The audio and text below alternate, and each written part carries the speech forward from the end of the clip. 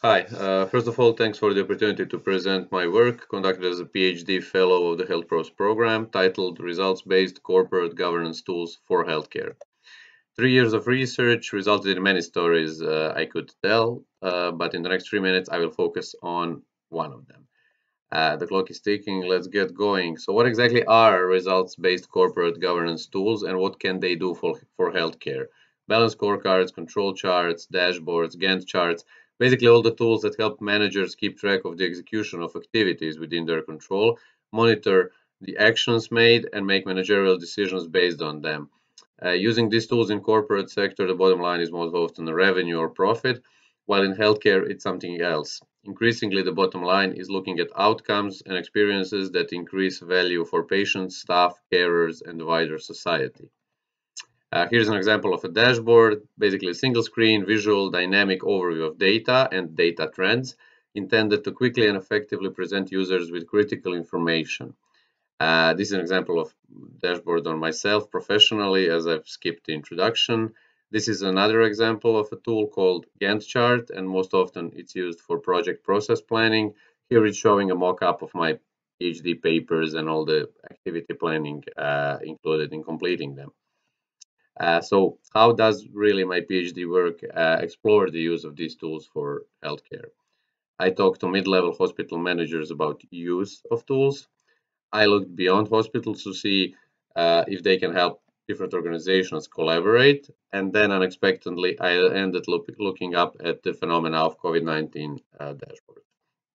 As I mentioned, I talked to hospital managers in Ontario, Canada, and in over 20 European countries on the use of these tools and the performance data in general. Results show that they're already substantially used in Europe, although typical static reporting still prevails. In Canada, however, scorecards and dashboards were used even more than static reporting. Usefulness was also nicely illustrated in a quote from a Slovenian mid-level hospital manager. In her hospital, using results-based tools basically changed the way managerial discussions and decisions are made and how improvements are visualized. Going beyond hospital, again in an unexpected pandemic situation, we asked healthcare managers what it did to collaborations between healthcare organizations.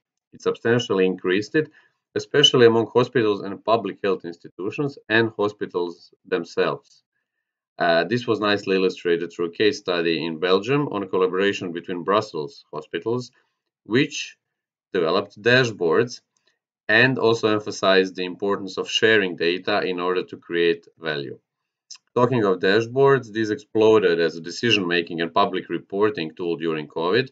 In the interest of time, I won't talk about all of the work that HealthPros did on COVID dashboards, but do check out the Bloomberg article where we were interviewed for, which is, I think, quite interesting.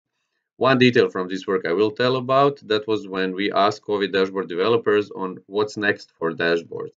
The first two scenarios included maintaining and further improving existing dashboards. The third one mentioned preparedness planning, so in the case of another public health emergency, we don't have to start from scratch like what the case was with COVID. The last scenario is interesting. It talks about this newly found appreciation for tools such as dashboards among decision makers and the general public, and it predicts way more use of these tools in future. Whether that will be the case, yeah, we'll see. As I said, just one of the stories of many I could tell, so do get in touch for more stories. Thanks.